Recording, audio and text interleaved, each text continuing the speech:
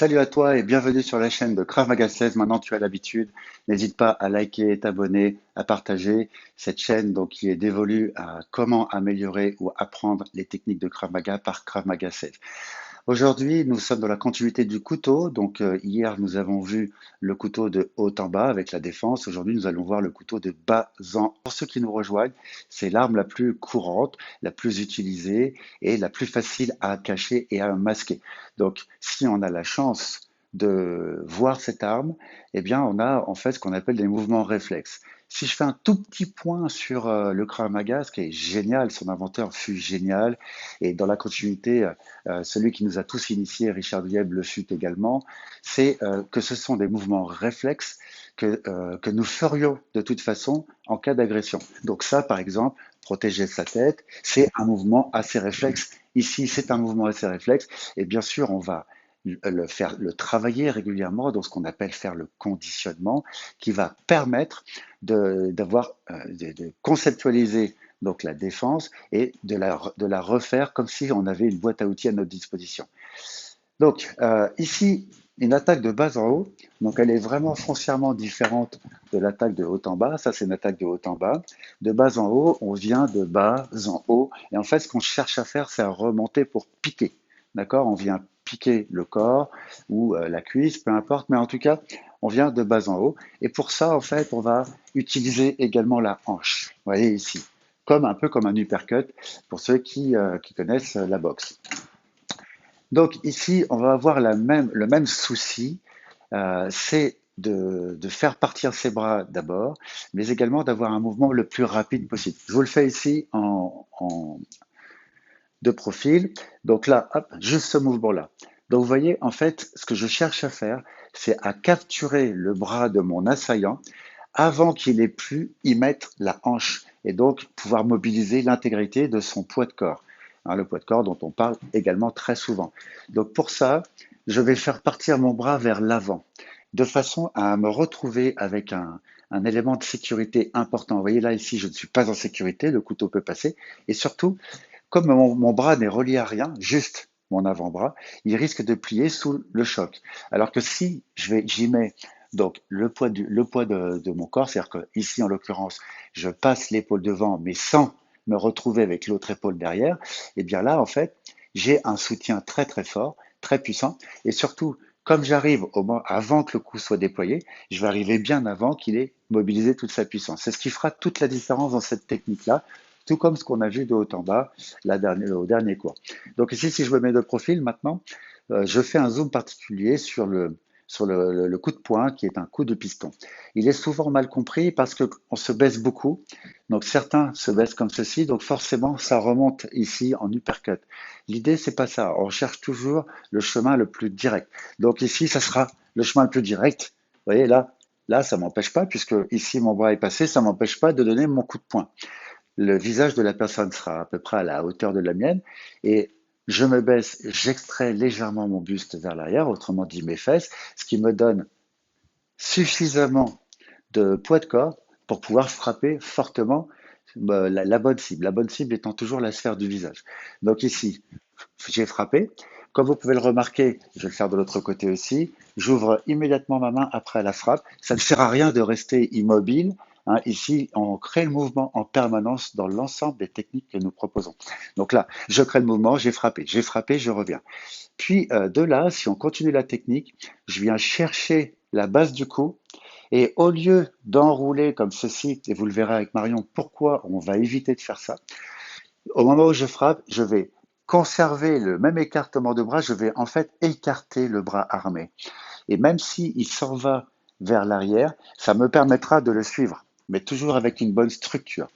Donc ici, j'ai intercepté, j'ai fait ma parade, j'ai fait mon contre, j'ouvre ma main, elle doit être disponible pour autre chose, j'écarte, et à ce moment-là, je vais avancer également la jambe qui correspond au bras, ici, pour enrouler le bras, mais enrouler au moment où je suis passé, c'est-à-dire que le couteau, il est derrière moi. Et là, je ramène avec puissance le bras de la personne qui est armée. Ici, donc, j'ai donné un coup de genou en même temps. Ensuite, on le verra beaucoup mieux avec Marion, mais là, je suis sur son coude. Ici, je vais venir faire une soupape. Donc on va imaginer son coude et son bras armé qui est ici. Il est là, il part ici.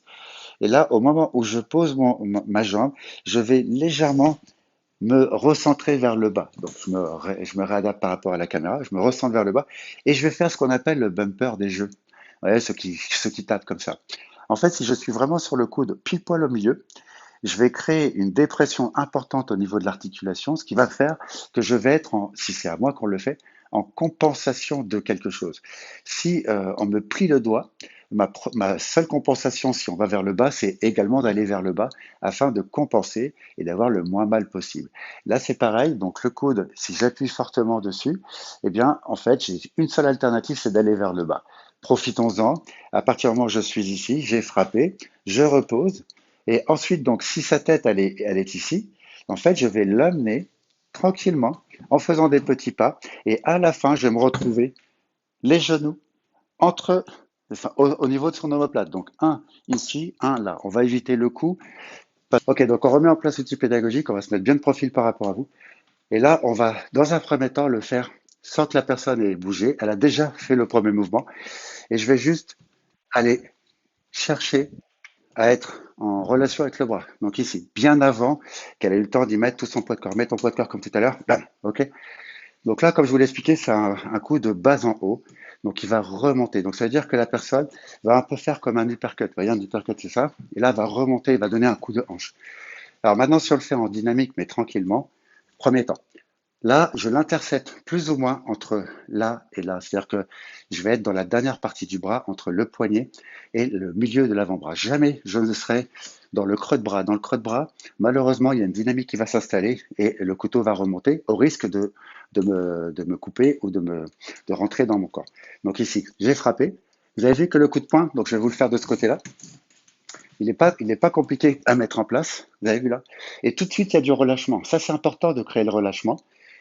Ici, j'ai mis mes fesses vers l'arrière. Ensuite, j'ouvre et on va changer de place, Marion. Très bien, comme dans un cours. On n'est pas en live, mais presque. J'écarte, mais tout en conservant mon 90.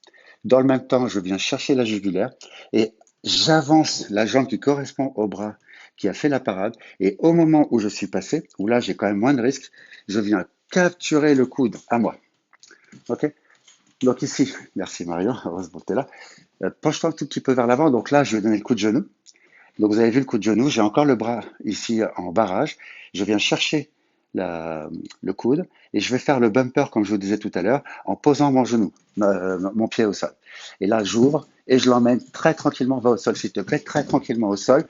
Je me positionne entre son bras et à partir de ça, je vais venir amener son bras vers sa tête. Donc là, la personne sera rapidement en souffrance et je vais venir éplucher de la même façon.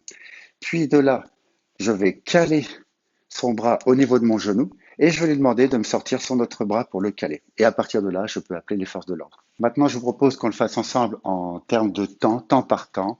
Donc ici, premier temps. Ensuite, dans le deuxième temps, je fais trois choses. J'ouvre ma main, j'écarte, j'avance la jambe qui correspond au bras qui est écarté, j'amène à moi, je frappe genou. Coup de genou génital. Je viens faire une soupape, je pose, boum, je baisse, je fais le bumper. Là, j'agis fortement. J'ouvre, je l'amène au sol et je tombe sur lui. Si je le fais maintenant avec l'autre bras, donc ici, un. Ensuite, j'écarte, j'ouvre ma main, je vais chercher la jugulaire, j'amène le bras vers moi, je commence à faire la rotation, j'avance ma jambe, boum, j'ai frappé. Une fois que je suis ici, je viens chercher le coude, je repose bumper, je l'amène tranquillement et je me pose dessus. Ainsi s'achève ce cours sur le couteau, donc de bas en haut. Merci de nous avoir suivis. N'hésitez pas à liker, à vous abonner, ainsi qu'à partager le plus possible. Donc, un cours par jour de 10 minutes chrono sur des sujets qui sont intéressants et importants pour tout le monde. Donc, merci de nous avoir suivis et continue de t'entraîner. À très bientôt.